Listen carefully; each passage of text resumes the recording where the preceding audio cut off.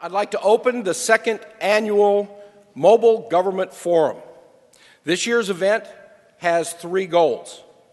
The first is to examine ways that we can make government and the delivery of service to the people of California more mobile. The second was to improve the ability for Californians to connect with government. And the third was to modernize the infrastructure and business processes to be able to take advantage of mobile technology. You'll have an opportunity today to learn how to do these things in the classroom, in live demonstrations, and in networking with your peers. One note, most of the more than 50 education sessions and development labs are filled to the brim. So if you can't get into a particular session, don't worry. We're going to video all of the education sessions, and they'll be online and available to you by the end of next week. If you do find a session full and you don't want to stand through the entire presentation, please take advantage of some of the other educational venues we've created. For instance, out in the lobby, you have a hands-on lab, what we call the Mobility Showcase. In that environment, you have an opportunity to play with the latest smartphones, tablets, laptops, in addition to play with some of the mobile device management software that is leading the marketplace. So I encourage those of you who have to work in that space to go try out the different hardware and software to get a feel for it. Then downstairs, you'll find what we call our Solution Center. The Solution Center is more than 100 examples of mobile solutions designed for government. Most of you, when you checked in, should have gotten 4 poker chips or tokens. If you look at them closely, you'll find one has a C on it, one has an MVP, one has an I, and the other one has a GIS. These tokens are your opportunity to acknowledge your peers for their innovation. Because smack dab in the middle of the Solution Center is the Government Innovation Center. That is more than 40 mobile internet GIS applications that your peers in state, local government, and education have created and have deployed. What we'd like to do today is to acknowledge that innovation, and it requires some interaction by you. We would like you to take time today and visit those solutions, let them tell you about them, and then as you see something that you think is cool, put the cool poker chip in their ballot box. Same thing with the I chip, which is for innovative, MVP for the most valuable program, and obviously GIS for the best application of GIS technologies. At the end of the day, we're going to collect all the ballot box, tally the votes, and then Secretary Ramos and Senator Leland Yee will be here to present awards to the top vote getters. So do your part, take time, go down, see the solutions, and vote for the best applications. A housekeeping note, for lunch, the concession stand downstairs is going to be open, and we've reserved a part of the Solution Center and set up tables and chairs down there so that you can network with your peers and your friends, talk about some of the cool things that you've seen, and compare notes. In addition to that, I want to thank Entasis for once again sponsoring the coffee bar. I've made use of it already this morning. For those of you that are either mocha fans or latte fans, their barista down there is world class and it's all free. Now, there's more than 1,000 of you here today, so you may have to have patience and sneak down there when everybody else is in class. But take advantage of that. While you're down in the Solution Center, make sure you stop by the vendor booths, talk to them about their solutions, and thank them for helping us put this forum together. Take your time, learn a lot, have fun today. That's what a PSP forum is all about. On that note, I would like to go ahead and bring up our executive sponsors. First, I'd like to introduce the Undersecretary for the California Technology Agency, Paul Benedetto, and his counterpart on the advisory board, the California Resource Agency Information Officer, Tim Garza. Please give him a warm round of applause.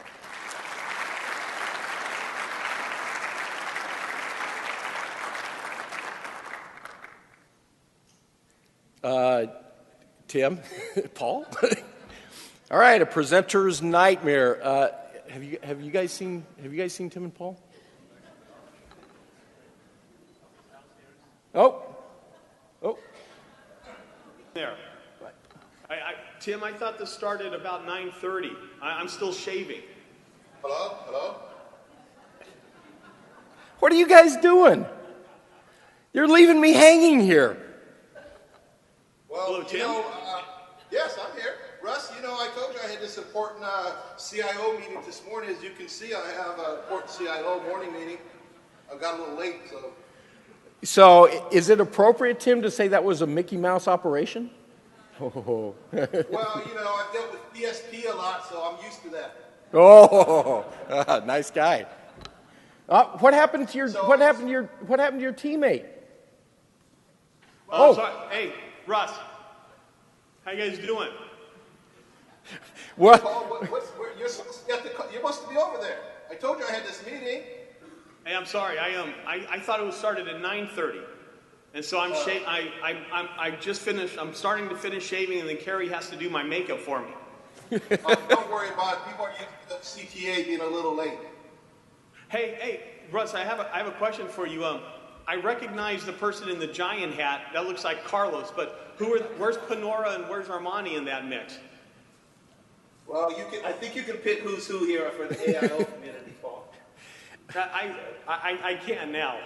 Hey, we're videotaping this, guys. I'm going to have this on record. We won't be cussing. So we apologize for the crowd for not being there, but we do have some messages we want to talk about. But before we do that, we have some disclaimers that we need to give you.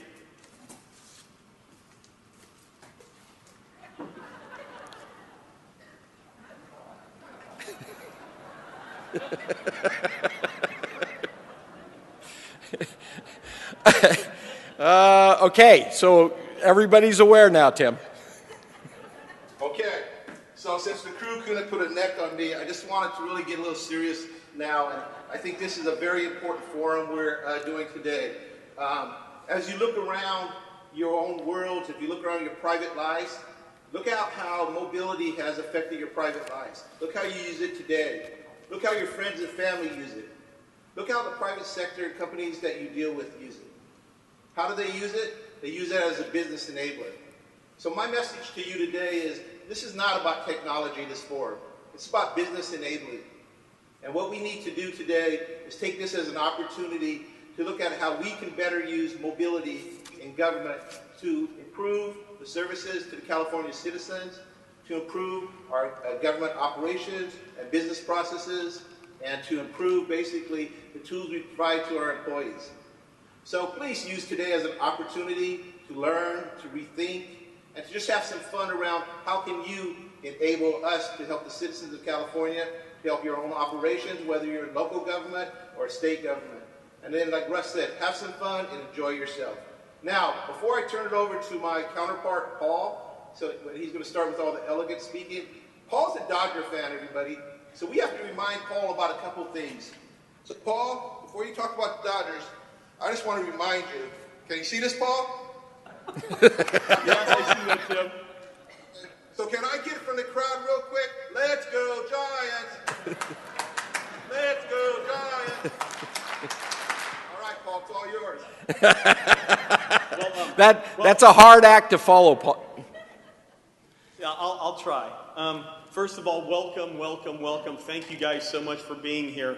And first, a huge thanks to Russ and Sherilyn for their outstanding work they did on this. It takes a long time to put something like this together.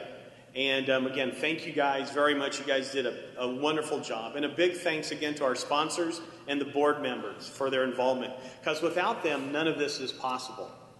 I just want to have to, being a Dodger fan, I just have to make one comment to Tim. It's not going to be anything mean or and I'm probably not going to cuss. But I just want you guys to take a look at the colors in that facility. They are Dodger blue. There's no orange. There's no black. There's no Halloween colors, Tim. They're Dodger blue, baby. So go Dodgers. Just recently, Scott Patterson was interviewed by the National Association of CIOs. And they asked him a question about what does California do in the world of mobility? And Scott gave them 3 or 4 different answers, as you know Scott normally does. But he gave them 3 or 4 different answers, and they were so impressed with what we do and how we do it, that we are so much unlike the 49 other states, and the rest of the world for that matter, in delivering mobile applications. We are the only state that has a true mobile app gallery. And in fact, NASCIO is looking at copying us and putting that as a part of what they want to accomplish in terms of their mobile gallery. Again, showing that California is not only the innovation of the capital, it's that your ingenuity in that room is creating much difference and great opportunities for the citizens of California. Like Tim said, I hope you have fun. And I hope you learn as much as you possibly can. And I hope you go around and meet people, interact with people, network with people, drink as much coffee as you can, and just have a lot of fun, because this is our future. Our future is our ability to deliver mobile applications to the people, to the 40 million people or 39 plus million people in the great state of California. We have already done a lot in this effort, but we need a lot more. Last year we had 18 apps. This year we had 18 participants. This year we have over 40 with a lot more different apps. Next year we hope to have double that. So this is our opportunity, California, to make sure that the people and the citizens of California are so well given such a great opportunity to do business with us in a much different way than ever. I have a couple of things that I want to talk about, but I know that Secretary Ramos is going to talk about them as well. So I'm going to leave them to my boss. And so I have now the opportunity to introduce my boss. And you guys all know him. It's not like I have to go through his resume or his long history, but it's been my privilege to serve under him for the last 5 years. 3 at the Office of Systems Integration and 2 here. He is a great friend of mine, and he's been a fantastic leader and a fantastic secretary for us. So it's with my privilege that I introduce the Secretary of California's Technology Agency, Mr. Carlos Ramos. And I hope Carlos is there.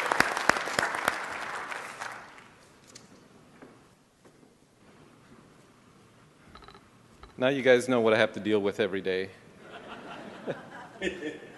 The worst part is that makeup really doesn't help. Don't tell them I said that, by the way. Hopefully they cut off the audio before I said that. Well, welcome. It's great to be back here with all of you and to see so many of you. Those of you that I can see, I don't know if Russ told you, but it's really bright up here, so I can only see a couple of you guys over here. I want to welcome you back to the second annual Mobility Forum and tell you, as Russ said, as Tim and Paul all said, it is important that you enjoy yourself while you're here. But beyond enjoying yourself, learn a lot.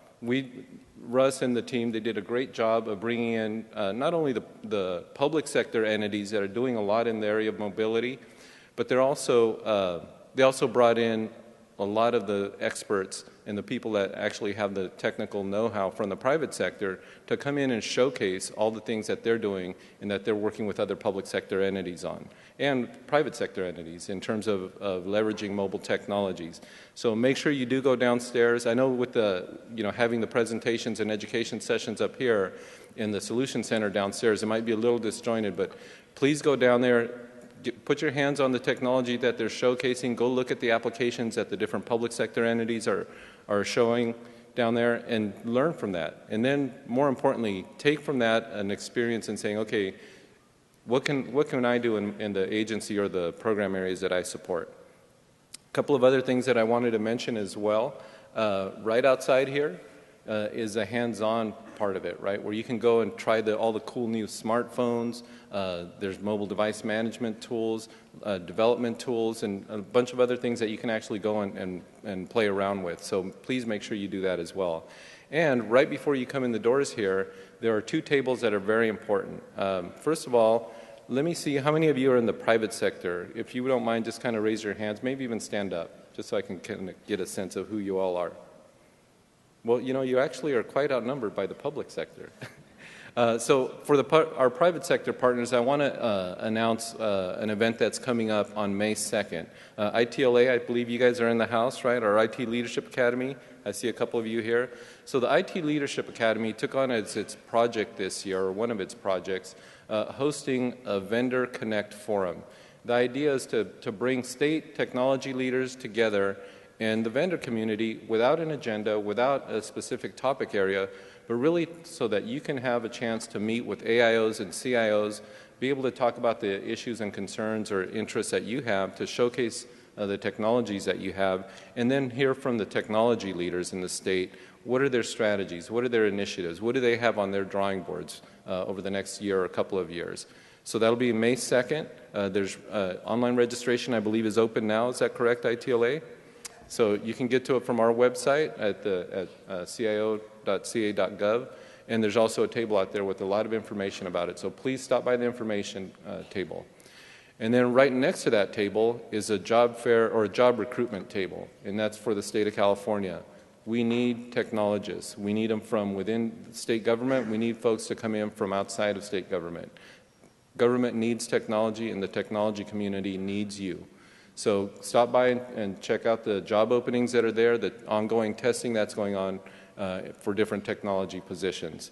So anyway, make sure that you stop by those 2 tables. One other thing that I wanted to show you here, if we could go to the first slide here. So both Paul and Tim and everybody else has mentioned that mobility is a way of the life now, right? People use their cell phones or tablet devices for everything. So one of the things that we did, since we know some of you are visiting from outside the area, we developed an app for this conference. And basically what it is, I wish I would have actually shared this with you guys maybe about 30 minutes ago, because what this thing does is it allows you to go in and go find all the stuff that's here in the downtown Sacramento area in and around this conference. Everything from services to good restaurants, to coffee shops. And the reason I say that is because I noticed that our keynote speaker went across the street to 7-Eleven to get his coffee. Had he had this app, he would have known that there's like 15 different really good coffee shops here. So Joel, I apologize for that. We should have had this out there. Anyway, that's our mobile conference app. We've used it at a number of different conferences. When NASIO was in California, down in San Diego, we did an app like this for the San Diego Gas Lamp District, and it was a big hit. So take a look at it and download it and use it to, those of you even that work downtown, if you want to know where the good restaurants are, this is a good way to do it. You can go on there, map them, find them, go get the street level view, and in some cases actually go in and see what it looks like on the inside. So why do we do this technology conference? Why this particular area of mobility? Paul and Tim were having a little bit of fun with their kickoff here, but it's actually a pretty good reflection of reality. People are used to doing things in their private lives on their own terms and at their own convenience. And I think the same thing is true in terms of their expectations of government.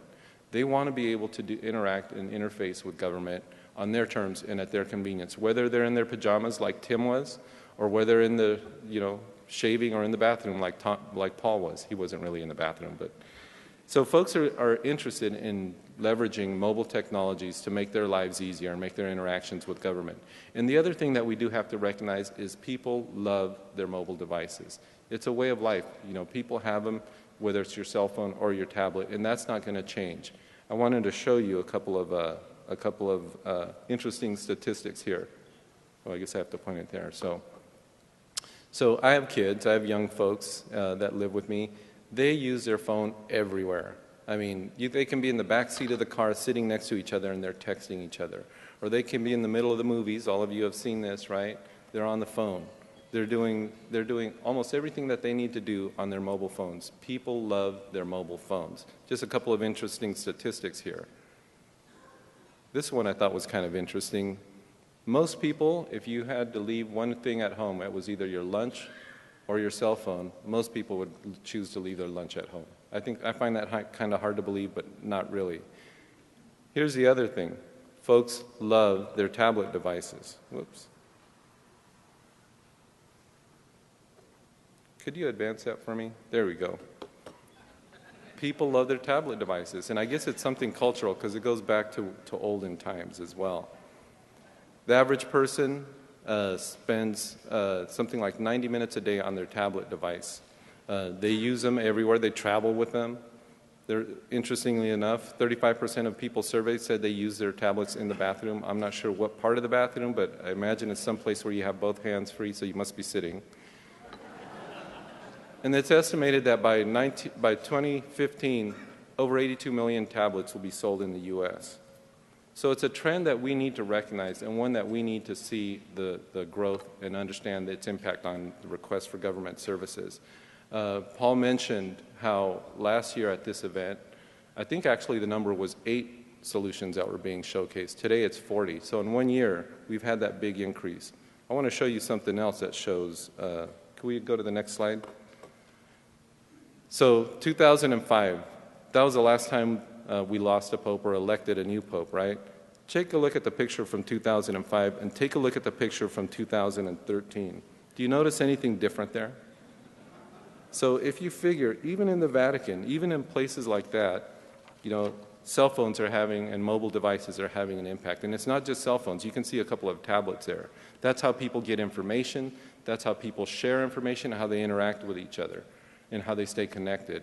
I remember on this day, when they elected the new pope, I was on my way back. I got a text, actually an email, telling me about the new pope being elected.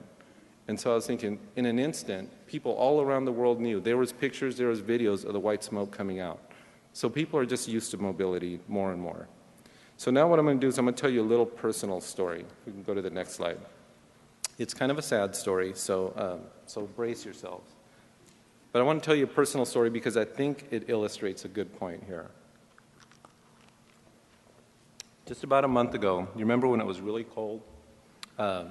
We had, basically record low temperatures overnight. I came home one day and found a bunch of water, a pool of water, on the floor of my garage. So I went in there and I looked, and sure enough, my water heater had conked out. And just like, like always happens, it happened at the most opportune time, right? It was middle of winter. It was in the evening. Things probably like a Friday night or something like that. So I'm thinking, okay, I don't really know that much about water heaters, but I know one thing. I know I need hot water, and especially in the wintertime. I don't want to be taking cold showers. So I went around, I set about to try and find out how do I replace a water heater, what do I need to do. So like everybody else, I thought, okay, I'll run down to Home Depot or Lowe's, and I'll go buy one. So I went, I picked one up, brought it back. I've had to figure out what kind it was and how big it was and all this and that. I brought it back, then I hired a plumber to come and put it in. He came in, took one look at it, and said, sorry, I can't help you. This isn't going to work. You have the wrong type of water heater here. You need this special type, something called a direct vent water heater. Because of the way my house was built, you can't use a regular water heater. So I'm like, oh, okay, well, that's inconvenient, especially to find that out on a Saturday when, everything else is already closed. So how do I get one of these? You're saying, oh, just go to any store, right? So I went back to Lowe's. I went back to Orchard Supply. I went back to Home Depot. They don't sell those kind of water heaters. And when I'd ask them, well, where do you get those? They said, I don't know. You probably have to go to a plumbing supply store. So, okay, back online I went, looked at plumbing supply stores. I found a couple in the area. Most of them, again, weren't open on the weekend, but I did find a couple. So I called, said, hey, do you guys have these heaters? And they said, no, but we can get them. Oh, great. Well, how long would it take? About 2 weeks. You have to special order it. So I was like, well, that's not going to help me in 2 weeks. What do I do? And they said, well, you could call the manufacturer and see if they can tell you, anybody that has them in stock. So I went on the website, found the manufacturer's information. Again, they weren't open on the weekends. So I called, waited until Monday. I called. They said, okay, well, there's a couple of dealers in Sacramento. And they finally gave me one, right? So I called this dealership. Not all this time, since, these places are only open during the middle of the week or during the week at, regular business hours, I was either having to call from home, stay late, or stay home late and then come to work a little bit late, or else call from work and try to arrange all this stuff. So I called up. I called this place and I said, hey, I'm looking for this particular type of water heater. It needs to be this size and this capacity, and I need it as soon as possible. Do you guys have one in stock? And they said, yeah, we actually have one. They took my name down, they took my phone number down, they reserved it for me. And they said, you got to come and pick it up, but sure, you can get it. Well, what time do you guys close? Well, we close at 5. This was like 4:20 in the afternoon, and I was downtown at work, right? So I had to rush home. I had to go change my clothes, go take my son's pickup and go pick it up. When I get there, the guy that I had talked to on the phone wasn't there. So I said, I'm looking for one of these type of water heaters. Luckily, I had the part number, and they look and they can't find it. They said, no, we don't have it in stock. So I was thinking, what? I just talked to the guy, and unfortunately for me, I neglected to write down the invoice number, and I didn't even remember the name of the guy that I was talking to. So they went around, they were looking for it, and they said, well, what's your name? I gave them my name. They couldn't look, they looked it up. We don't find anything here reserved for you. So I was thinking, by this point I was getting pretty frustrated. I'm thinking, okay, it's been several days now. I've been, taking all this time to go here. I don't know much about this thing, but it's kind of frustrating, and they're about to close, and if I don't get it from here, I don't have time to get to the other place. So finally they looked around and they said, oh, wait a minute, what was your name? They had misspelled my name. So they had it there, they had it reserved for me, but they had misspelled my name. So I said, okay, well, you got it, that's fine. I paid them for it. And they said, well, now you need this thing called a vent kit. Do you know what kind of vent kit you need? I'm like, no. And I said, well, you need to know, several things about your hot water heater. You need to know how far it is from the house, from the wall, and how much clearance you have. Do you have this sort of, power outlet up here? Stuff that I didn't realize I needed till I actually got over there. So, I didn't know that stuff. Luckily, my wife was at home, so I called her up. Hey, go to the garage, use a tape measure, see how far this thing is from here, get all these dimensions and everything. Finally, they, long story short, I got the information I needed. I bought this special kit and was able to get back home and get out of there just before they closed. So I got home. Then I had to figure out how do you go about getting somebody to come in and install this particular type of water heater. So why am I telling you this story? And I guess the reason I'm telling you the story is because by the end of that experience, I was pretty frustrated. I'd made several trips, several of them that were futile trips. I got to a place only to find out I needed additional information that I didn't have with me. And, basically was very frustrated, and I was a pretty unhappy camper. Finally I did get things working, and, we were all able to take hot showers again. But that's a lot like what it is for people that deal with government. First of all, dealing with government usually isn't at a very convenient time. If you're unemployed and need to apply for benefits, or if you need to pay taxes or deal with those sorts of issues, it's never really at a time when you think, oh, this is a great day for my water heater to quit on me. It's the middle of summer, I don't care if the water is cold, I know where everything is. And it happens to be during my downtime. It's usually at a time that folks are dealing with government when they don't really want to and it's not that convenient for them. Plus, it's very frustrating for them. First of all, you'll start off, with an organization. Most government consumers don't know exactly which programs or where they are in government. They can't figure out our organizational structure. And when they do come in and interact with us, very often they have to come to an office. It's, during business hours, and they got to bring a bunch of stuff with them. They get there, they start going through the process only to find out, oh, you know what, you needed this additional form or this additional information. So very much like myself, dealing with the issue of putting in a water heater, for customers of government services, government interactions can be very frustrating and a very frustrating experience. So part of our responsibility is, I think, to make that a little easier for them. So here's something I want you to think about.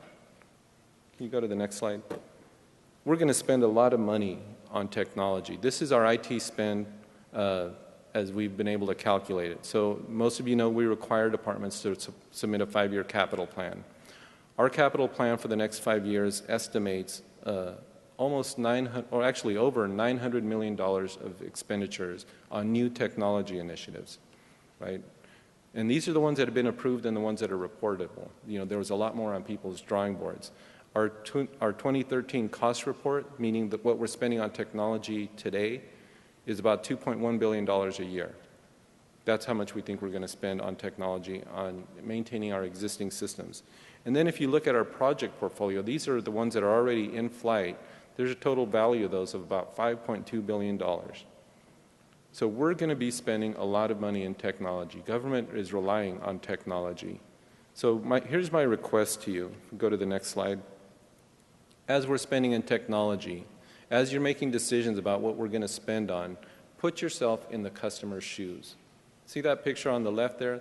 That's pretty much what it's like for consumers when they have to deal with government. They're frustrated, they don't understand it, there's usually, long, complicated processes.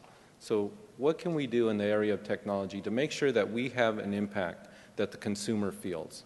I think mobile technologies is one of those areas that has a great deal of promise in helping consumers understand a better way, an easier way, and a more effective way to interact with government. An ability to interact with government on their terms, on their time frames, and in a way that's convenient to them. And then finally, I would say, just remember what it's like to buy a water heater. We want to make sure that that's not the experience that people have in government. So I do want to share with you, as we go forward today, make sure that as you're out there looking at the solutions that have already been developed, take ideas from that as to what can I do back in my shop? How can we take the solutions that have already been developed or the technologies and the expertise that is available from the private sector to make the consumer's experience a little better? That's my ask of you today. Now, I also have the privilege and the great excitement of introducing something new to you where California is doing that. Paul mentioned how we're out in front by establishing our mobile app gallery. It's a way of letting consumers know that we're trying to think about them and trying to make government more accessible to them. I'm going to share with you, and you guys are actually the first to see this. This is the world premiere of California's latest innovation. We can go to the next slide. Today we are launching California's Geo Portal. This is the first in the nation portal that's going to go out. Here's what we did. We went out and surveyed all the different agencies that use GIS and mapping information, that collect these data sets, that map out California based on different areas of need. Problem is, we had thousands and thousands of these data sets, of these GIS maps of California, but they were kind of locked away in individual agencies and not really easily accessible unless you already knew they were there. So folks over on our shop, our state GIO, actually, Scott Gregory, sorry, the other Scott, the other innovative Scott, and his team, John Carrada, Eric Kaufman, and Raphael Chan, pulled together an effort to say, you know what we need to do? We need to pull this information. We need to make it available easily and convenient to the public. And the public could be individuals that are looking for maybe thinking about where they're going to live in California. Maybe you're thinking about buying a house. You want to know, where are the schools in California? What's their level of attainment in terms of performance? Or maybe you're interested in making sure, hey, I don't want to live next to a fault line, or I want to know, that my house is not going to be in a floodplain. So folks like that might be interested in being able to have access to maps of California that allow them to drill down to that level of detail. Or if you're a business person, looking at, what census tract data show us about income levels, educational attainment of potential consumers or customers to your business. Or, where are my competitors going to be? Where are they located? Location-based information helps people make informed location-based decisions. If let's say you own a construction company, you're going to bid on a project to build a road. Through the GeoPortal, you'll be able to get access to information about soil composition, maybe access to aerial photography of the area, historical and current. You might want to know, hey, is there any endangered species in this area, or any threatened plant species, so that you know how to craft your bid in going after this. Our hope is that by making this information available, making it free, but did I mention that it's free? It's available for free to anybody that wants to use it, and it's authoritative. There's over 11,000 different official data sets on this portal that folks are able to access, compare, analyze, and put together to use in a number of different ways. So here's my challenge to all of you, and especially for those of us here that are in the private sector. We're trying to put this information out there to make it easy and convenient, not only for consumers but to businesses. But now having the access to this information, I'm hoping will also spur a lot of ideas of how can we use this information and develop apps that are of help to consumers and citizens of California. So I'm very pleased to announce this. It is live. You can go on our state website, our CIO website, and see it. If you want to hear more about it and see a live demo, Scott Gregory is going to be demoing it at his 10 o'clock session, so make sure you attend at the 10 o'clock GIS session. Okay, so that was it on my part. I do get to introduce our next speaker, our opening keynote this morning. I want to leave you, though, with one thought, if we go to the last slide there. Okay, you're going to learn a lot today. Make sure you enjoy this conference, make sure you get a lot out of it, but then whatever you learn, put it to use, and remember, think about the consumer.